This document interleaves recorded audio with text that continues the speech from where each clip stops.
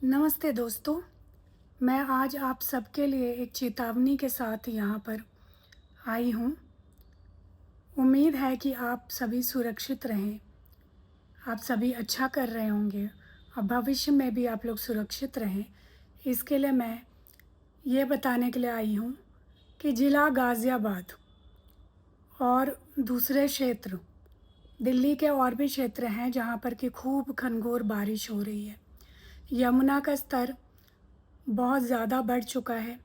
दिल्ली के अंदर काफ़ी क्षेत्रों में जो कि यमुना के आसपास हैं, वहाँ पर पहले से चेतावनी जारी कर दी गई है इस संदर्भ में।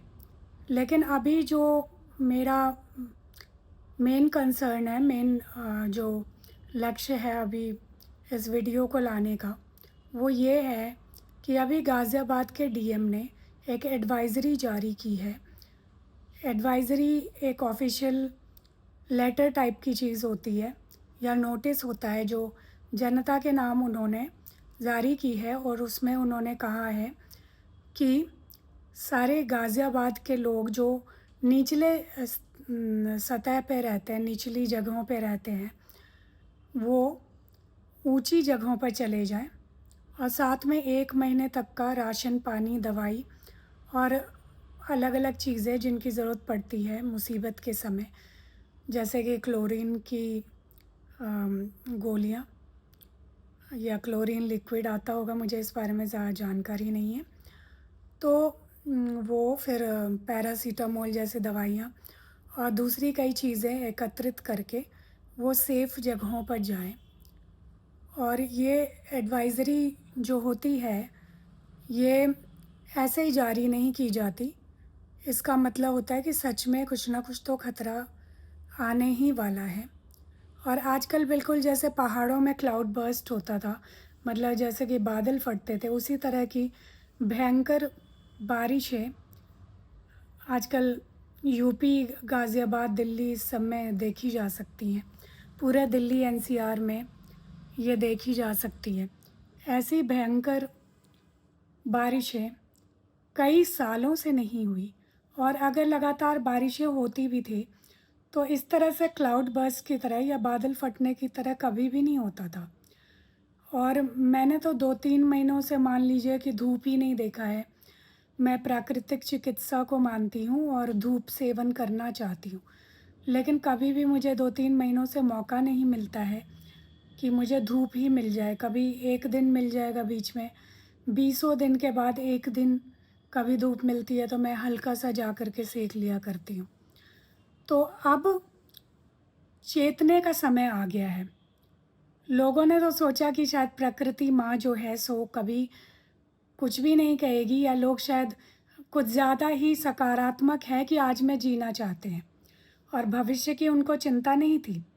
तो उन्होंने क्या किया कि उन्होंने नदी के किनारे ही अतिक्रमण करके और बिना मतलब के कहीं भी अतिक्रमण करके, चाहे हो जाए वो पहाड़ों में, चाहे हो जाए वो प्लेन्स में, मतलब कि जो पहाड़ों के नीचे के एरियाज़ हैं जैसे कि यूपी हो गया, नीचे मतलब दिल्ली हो गई, कहीं भी कोई भी जगह पे उन्होंने मतलब प्लेन एरिया, मतलब कि जो पहाड़ नहीं होते और मैदानी इलाके होते हैं उनको बोला जाता है, वहाँ पर उन्होंने अंधाधुंध प्रगति के नाम पर अतिक्रमण किया।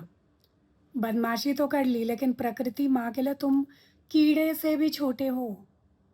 तो जब तुम उसके रास्ते में आओगे तो वो उनके अंदर तो कोई तुम्हारे लिए दया माया नहीं है। उनके लिए तुम कुछ भी नहीं हो, एक बिंदु के बराबर भी तो नहीं हो तुम। तो वो क्यों तुम्हें छोड़ देगी? प्रकृति क्यों छोड़ेगी? जब तुम ज़रूरत से ज़्यादा लालची बनते हो, अतिक्रमण करते हो और इतनी जनसंख्या बढ़ा लेते हो कि अतिक्रमण की ज़रूरत भी होती है। और चलो छोड़ो, ये तो वैसे बात हो गई, लेकिन जो संपन्न लोग हैं जिनके पास पहले से इतना पैसा है, वो इतने लालची हैं कि उनकी भूख ही नहीं मिटती। तरक्की की भूख नहीं मिटती, पैसों की भूख नहीं मिटती, उनको पता नहीं क्या ही चाहिए। इसके चक्कर में रोज़ एक न एक जानवर कीड़े या इस तरह के जीव जंतुओं की प्रजाति रोज़ ही कहते हैं कि हज़ारों की मात्रा में विलुप्त हो रही है। तो क्या ही मनुष्यों ने दिया दुनिया को? कुछ नहीं दिया। उल्टा वन्य जीव जंतुओं का आसरा छीन लिया अपने भूख के कारण, अपने प्यास के कारण। तो अब फिर झेलो, और सबसे ज़्यादा झेलेंगे गरीब लोग। लेकिन क्या है कि उनको चलो जानकारी नहीं है, लेकिन जानकारी का अभाव भी एक चीज़ से तुमको बचा नहीं सकती है। तो गरीब लोग भी तो नहीं समझते कि इतने, जब धन संपत्ति नहीं है, कम पैसे हैं, तो इतनी जनसंख्या नहीं बढ़ाए। ये तो शायद सबको ही समझ में आता है, लेकिन तो उन्होंने भी सोचा कि हज़ारों की संख्या में जनसंख्या बढ़ा लेते हैं। ऐसा मैंने देखा है, एकदम हैंड टू माउथ है। मतलब कि आज का खाना किसी तरह से आता है, आज कमाया आज खाया। लेकिन ऐसे लोग दसियों बच्चे पैदा कर रहे हैं। तो आज भुगतिए, फिर अब गरीबी का रोना नहीं रो सकते। और अमीर लोग आप बच तो जाएंगे, लेकिन क्या है ना कि प्रकृति दूसरे रूप में, जैसे कि बीमारी के रूप में और ऐसी ही ऐसी चीज़ों को प्रकट कर देगी कि आपके भी कर्म से आप बच नहीं पाओगे। तो अभी भी शायद थोड़ा सा समय बच गया हो कि आप थोड़े से सही कर्मों को कर लें, तो ये सब करना बंद कर दीजिए। वैसे तो बहुत कम संभावना है कि ये विनाश रुक जाएगा, लेकिन अभी भी समय है। अपने पापों को कम कीजिए और इन चीज़ों के लिए सचेत हो जाइए, क्योंकि प्रकृति के लिए आप कुछ नहीं हो। सारा ब्रह्मांड प्रकृति है, तो वो कई जीव जंतुओं को पैदा कर लेगी भविष्य में। आप रहें ना रहें, प्रकृति को कोई फ़र्क नहीं पड़ता है। तो समय रहते अपने कर्मों को सही कीजिए, सचेत हो जाइए, नहीं तो यू आर गॉन।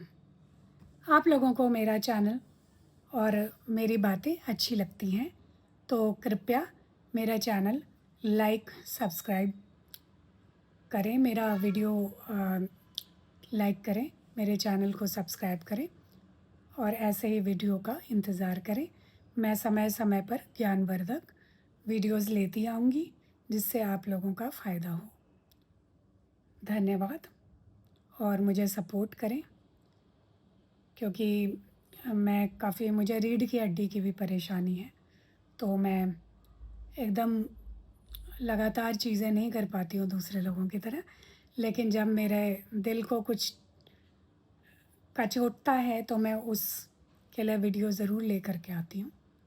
धन्यवाद, और आप लोग सतर्क रहिए, सावधान रहिए और अपने लिए सारी चीज़ें एकत्र कीजिए और ऐसी त्रासदी से बच जाइए, क्योंकि आप जब अपना बचाव करते हैं तो सरकारी संगठनों को भी, जैसे NDRF, SDRF वगैरह को आसानी होती है आपको बचाने के लिए। तो पहले ही सावधानी बरतिए। सावधानी ही एक उपाय है बचने का। धन्यवाद।